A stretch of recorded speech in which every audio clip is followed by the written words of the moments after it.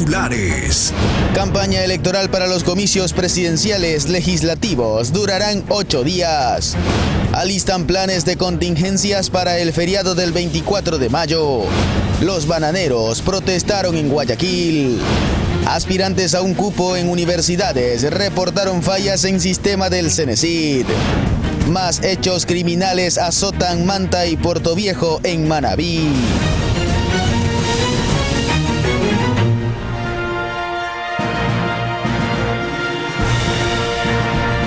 Esto es Noticias Oromar de las 7 de la mañana, con la conducción de Tania Loor.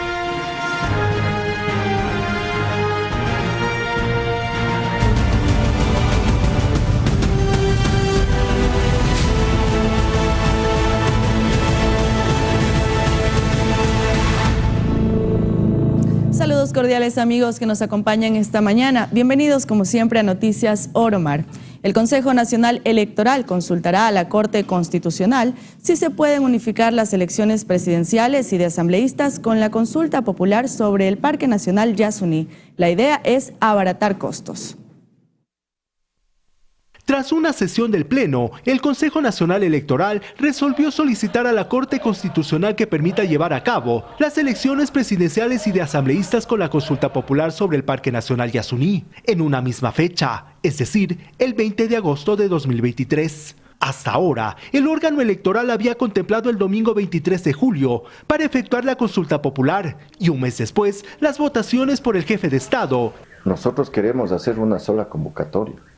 Ese es el objetivo, por eso fue ahora a primera hora que el Pleno se reunió a las 8 de la mañana para encargarle a la señora Presidenta que haga inmediatamente las gestiones, los acercamientos ante la Corte Constitucional para pedirle este tema de que la consulta de Yasuní se realice en el mismo proceso. El CNE sostiene que no se cumplirían los tiempos establecidos para realizar ambas votaciones y considera que unir los dos plebiscitos significaría un ahorro de $40 millones para el Estado. Indudablemente que tiene que ser un valor menor. Recordemos que en el proceso normal tenemos un año para preparar el proceso electoral. Tenemos un año, por lo tanto, se necesita contratar personal. En esta ocasión el número de personas que se contratará será menor, no se contratará las brigadas de cambios de domicilio, la campaña va a ser mucho menor, por lo tanto incluso el valor para promoción electoral será menor. Se prevé que la CC emita un pronunciamiento de inmediato, ya que de acuerdo al calendario electoral, el Consejo Nacional Electoral debe convocar elecciones presidenciales y de asambleístas hasta el miércoles 24 de mayo. A este cronograma podría sumarse la posible segunda vuelta electoral, que debería tener lugar en octubre de este año. Tenemos ya hecho el calendario, presupuesto, pero queremos saber este tema para ya definitivamente. Según las fechas establecidas en la ley, el nuevo presidente de la República y los nuevos asambleístas deberían posesionarse antes de 2024. En Quito, Juan Correa Rodríguez, Noticias Oromar. Con relación a este tema, es la primera vez que el CNE tendrá que organizar en un tiempo récord los comicios para elecciones del mes de agosto, hecho que a criterio de un expresidente del Tribunal Supremo Electoral podría tener un impacto negativo en el desarrollo del proceso. Se trata de un proceso electoral atípico y en tiempo récord debido a que la muerte cruzada decretada por el presidente Guillermo Lasso obliga al organismo electoral a acortar los plazos. Pero esta simplificación podría tener consecuencias en la calidad del desarrollo de la jornada electoral. Este proceso de elecciones anticipadas con los plazos que ya se oyen, se escuchan, va a tornarse en una carrera de caballos parada de burros. Y va a haber una conflictividad inmensa respecto a la participación y a la representación. El llamado oficial a elecciones se realizará el próximo 24 de mayo y a partir de esa fecha el proceso electoral durará 90 días. Y claro, la premura del tiempo implica que se pueden descuidar aspectos importantes, asegura Carlos Aguinaga, expresidente del Tribunal Supremo Electoral. La promoción electoral va a tener una incidencia gravitante. O sea, una promoción electoral en 7 días no es lo mismo que una promoción electoral en 45 días. Todo esto está afectando al proceso electoral. Va a ser insuficiente el tema de los debates. Pero el periodo de campaña no sería el único cambio, pues el CNE ha dispuesto a usar el mismo padrón electoral de las últimas elecciones, lo que dejaría sin votar a una cantidad sustancial de jóvenes que hayan cumplido la edad para sufragar. Debe haber al menos 1 millón de jóvenes que cumplieron ya los 16 años de edad y otros que cumplieron los 18 años de edad.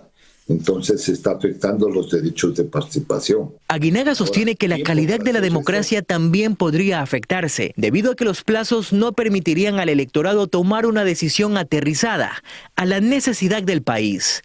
Una campaña así de corta, sin exposición, sin control de redes y plataformas digitales, va a ser una campaña inequitativa que va a vulnerar el principio de igualdad formal y material de los candidatos.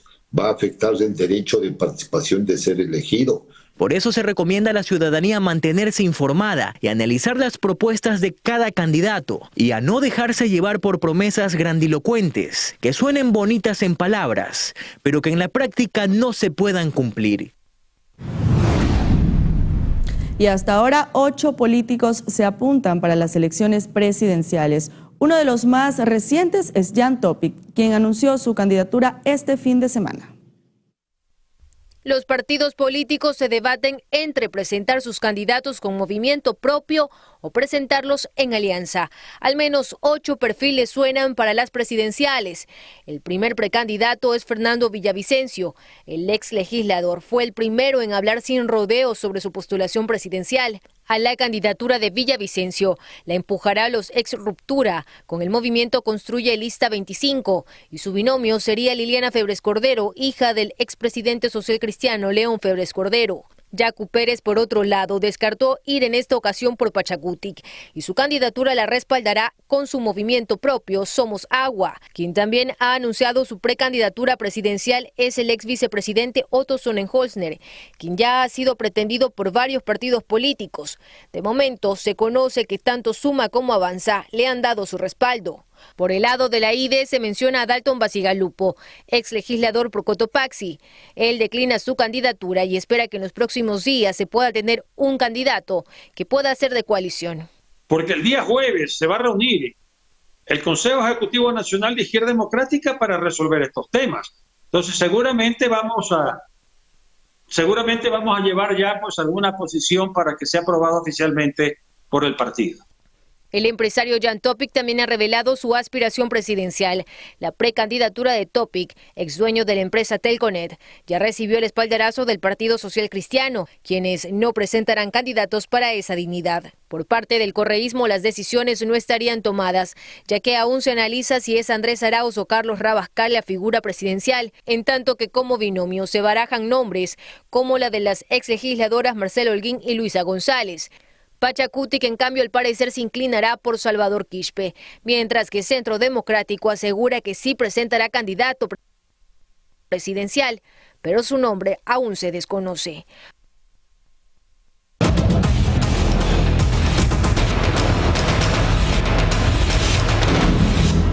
Por otro lado, en la Asamblea Nacional continúan llegando los empleados ocasionales para retirar sus pertenencias. Según el jefe de la escolta legislativa, este proceso se extenderá hasta nueva orden, de acuerdo a un listado emitido por las autoridades correspondientes. La situación de los empleados de la Asamblea Nacional se divide tras la aplicación de la muerte cruzada. El edificio ya no está militarizado y el contingente de policías se redujo, pero no se permite el ingreso sin credencial y cédula. Los funcionarios de carrera retomaron sus actividades normales en el Palacio Legislativo, mientras que cerca de 1.100 trabajadores por contrato siguen llegando para retirar sus pertenencias. Los trabajadores ocasionales pueden ingresar de manera paulatina. La escolta legislativa permite el acceso según un cronograma establecido con la administración. Carlos Burbano, jefe de la escolta legislativa, explicó que ya han ingresado varios extrabajadores. La idea es que se realice por áreas para que no existan aglomeraciones. ¿Cuál es el procedimiento? Al entrar, le revisan, al salir igualmente, qué es lo que pueden sacar, qué es lo que no se permite. Bueno, en sí lo que se está verificando es el tema de equipos tecnológicos que estén ingresando, se los hace un registro, se está haciendo 2 columnas para el mismo, uno de damas, uno de caballeros. Si es que no está dentro del tema de bienes que sean de la asamblea, no se los puede sacar mientras no exista un acta correspondiente por parte de las personas delegadas de bienes y un acompañamiento policial de escolta legislativa. En uno de los trabajadores desvinculados, vimos la preocupación de no saber si mantendrá o no su empleo. Comentó querer informarse dónde entregar algunos documentos y cómo proceder con los bienes que tiene a su cargo. Estoy aquí en la Asamblea Nacional, trabajo para un ex asambleísta dentro de las oficinas y estamos esperando para que nos den el proceso de desvinculación, qué hay que firmar, cómo entregar los documentos, cómo entregar los bienes que estamos a cargo aquí dentro de la Asamblea Nacional. ¿Hasta cuándo ya vamos a poder venir a retirar las cosas? De acuerdo al cronograma. Sí, pero me imagino que debe haber un límite, por ejemplo, empiezan esta semana y ¿cuándo terminará? No, es que no hay un límite, hasta que se despache con normalidad, para que no exista inconveniente se va a hacer la entrega paulatinamente. Ya en los interiores del Legislativo, constatamos que varias oficinas y departamentos están operativos. Personal de aseo también se encuentra trabajando.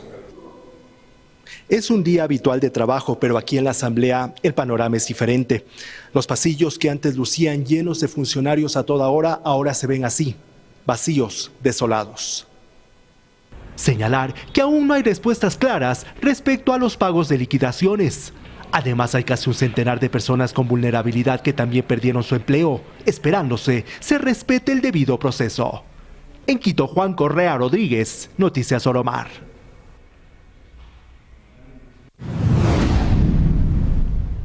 Y ahora les contamos que el ministro de Economía, Pablo Arosemena, presentó la rendición de cuentas correspondiente al 2022. Según el funcionario, hay varios logros para el país en materia económica.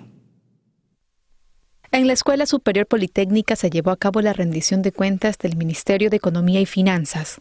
En 2022, Ecuador alcanzó un ordenamiento macroeconómico, reactivación microeconómica, orden fiscal, alivio social y fortalecimiento de las relaciones con la comunidad internacional. El ministro de Economía y Finanzas, Pablo Arosemena, indicó que el déficit fiscal se redujo gracias a la renegociación de la deuda con China y el canje de deuda por conservación. Otra cifra que bajó fue el porcentaje de endeudamiento. El hueco de las finanzas públicas en el 2020 fue de 7,7 puntos del Producto Interno Bruto, casi 8.000 millones de dólares. Hemos reducido al año pasado a 1,7 y para este año a menos 1,5. El nivel de deuda, la deuda pública total en relación al PIB era 61% hace 2 años. Este año cerraremos en el 55%. Bajo un cronograma de pagos, se logró pagar deudas de los GATS priorizando a las juntas parroquiales y municipios más pequeños, deudas que se venían arrastrando por más de 7 años. Asimismo, las deudas con la seguridad social también se le sumaban a esta cartera de Estado. Otra vía para que el gobierno libre recursos fue la focalización de subsidios al sector camaronero. De julio del año pasado a julio de este año, como 15 millones de dólares promedio mensual. Alrededor de 400 millones de dólares a la seguridad social de devoluciones de IVA del año 2011 en adelante. El año pasado destinamos 140 millones de dólares a incentivos jubilares. Hemos pagado incentivos jubilares de gente que se jubiló hace 14 años. El sector industrial camaronero tiene ventas por 7.500 millones de dólares. Sin embargo, recibió un subsidio de 200 millones de dólares. Nos parece que eso no es lo más lógico. Lo lógico es que el subsidio sea para la gente que no tiene qué comer, para el que no tiene cómo sobrevivir, no para el sector más pudiente del Ecuador. Entonces lo que hicimos fue una reasignación. En vez de subsidiar a los ricos, vamos a subsidiar a los más pobres de los pobres. Ahora, sí dejamos el subsidio hasta 30 hectáreas. Otros logros para el Ministerio de Economía fueron los 443.000 empleos adecuados creados desde mayo 2021 a diciembre 2022, además de la reducción de impuestos, ISD, del 5 al 4%, que en el 2023 se reducirá al 2%, y también con el IVA en feriados del 12% al 8%.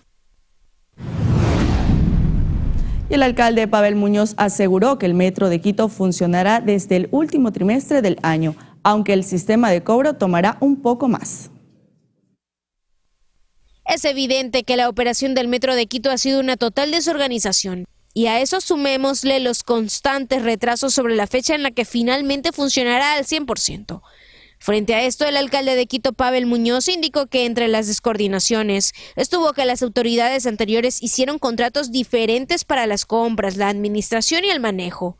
Distintos para construir el tren, para comprar los trenes, para administrar la operación ya del metro, para tener el sistema de recaudo y para mantener el metro. Sí se dan cuenta, ¿no es cierto? En vez de ir a un sitio y comprar todo de golpe, lo que hicieron es ir comprando por partes. Además, indicó que las autoridades del metro aceptaron que tuvieron errores. O sea, ponerse a funcionar con cobro antes de que estén listos. El propio gerente actual lo reconocía y todos movían la cabeza diciendo hubo más bien presiones políticas para poner a funcionar el Metro de Quito cuando no estaba listo para poder cobrar. Por lo que finalmente el cronograma del funcionamiento del metro se anunciará el próximo 29 de mayo, aunque sí se mantiene la idea de que el último trimestre del año este medio de transporte ya opere, aunque con el sistema de cobro completo. Sería para los primeros 3 meses del 2024. Anaí Vélez, Noticias Oromar. Con esto hacemos una breve pausa y enseguida regresamos con más noticias para ustedes. Manténgase en nuestra sintonía.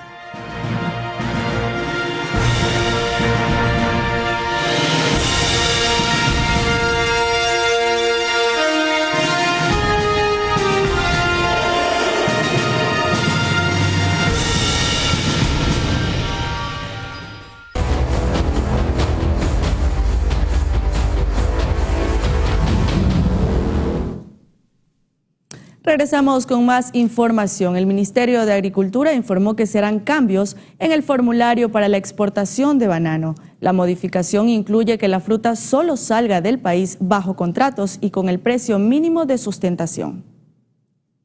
Con el fin de hacer respetar el precio mínimo de sustentación del banano y para evitar que se eluda el control de dicho producto y que sea una obligación que salga del país bajo contratos, el Ministerio de Agricultura anunció que se harán cambios en un formulario. Todo esto debido a que, según el sector exportador, el 55% de mercados que exportan la fruta utilizan la modalidad de spot, que significa que compran a precio del mercado y sin contratos. Dentro de la ley consta que el precio mínimo de sustentación o precio oficial tiene que ser pagado a través del sistema de pagos interbancarios mediante el Banco Central.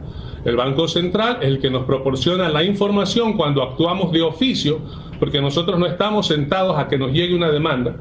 De oficio vamos y requerimos información a cada una de las exportadoras para que ellas a su vez nos transmitan y corroborar mediante la información que nos da el Banco Central que ha sido pagado el precio mínimo de sustentación. Y es que el pasado 4 de mayo ya la cartera de Estado había dado un plazo de 10 días para que todos los miembros de la cadena de banano presenten sus documentos que habiliten las exportaciones. Esto se dio luego de que los productores respaldaran que se incluya el sistema de precio spot en el proyecto de ley que regula la producción y comercialización del banano, que estaba analizándose en la Asamblea antes de ser disuelta. Según este sector, no reconocer este método en la ley perjudicaba a los pequeños productores, ya que en algunas ocasiones se han vendido en $4 e incluso el valor ha descendido hasta $2 la caja.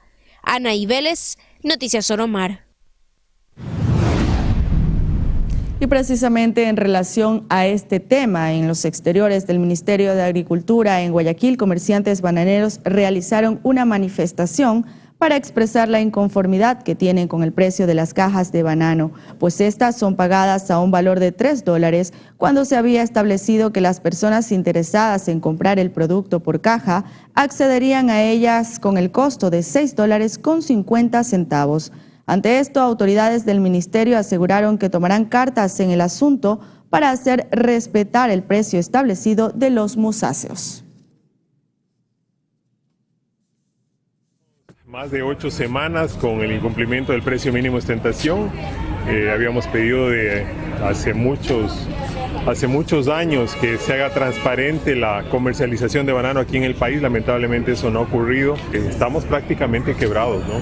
Ya esta situación viene por más de 3 años y lamentablemente un año más no lo resiste el productor. Cada semana que pasa son 70 millones menos para el productor bananero del país. No tratemos de engañar y evadir nuestras responsabilidades. El 6.50 es un precio mínimo de sustentación para todos los que, de acuerdo a los kilogramos que tenga la caja, poderla exportar. No es que aquí te están condicionando. El precio mínimo de sustentación es solo para el contrato, no.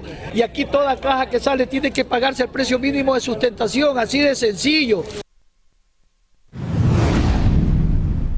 En otra información, desde el 21 de mayo, los aspirantes a un cupo en la educación superior podían postular a 3 carreras. Sin embargo, reportaron inconvenientes en la página web de la CENESID. En algunos casos no podían postular a más de una institución y en otros salía que la página no estaba disponible por el momento.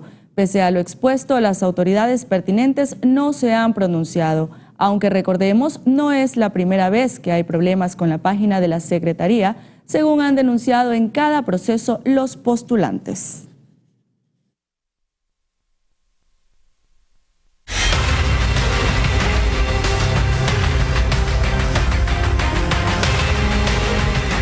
Atención, porque un nuevo caso de sicariato se registró en la capital manabita, específicamente en la calle 12 de marzo, cerca del hospital. La víctima mortal fue identificada como Miguel Mendoza Saltos, de aproximadamente 36 años de edad, quien fue disparado por sujetos desconocidos en reiteradas ocasiones. Hasta la escena del crimen llegaron miembros de la Policía Nacional para realizar el levantamiento del cadáver y empezar con las investigaciones. Wilman Aceldo, jefe del distrito Puerto Viejo, brindó declaraciones del caso. Bueno, lo que pueden manifestar es 17:50, una motocicleta con 2 individuos en el sector que estamos en este momento, el sector llamado Barranco Pelado. Un ciudadano se baja de la motocicleta y procede a realizar varias detonaciones en contra de la unidad del señor Miguel Mendoza, el cual producto de los disparos fallece el ciudadano en el sector.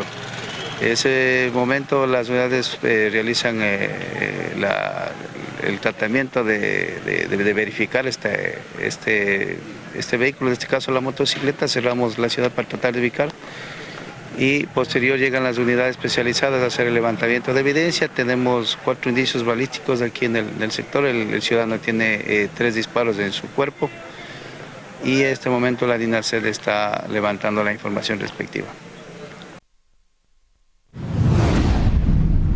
Y casi al mismo tiempo se registró otro hecho violento en Manabí, pero esta vez en la ciudad de Manta, sector La Pradera, donde un hombre fue encontrado sin vida en un terreno baldío. Aparentemente habría sido atacado con un arma blanca. El cuerpo fue trasladado hasta el centro forense para la respectiva autopsia de ley. Luis Cano, jefe del distrito Manta, brindó más detalles al respecto.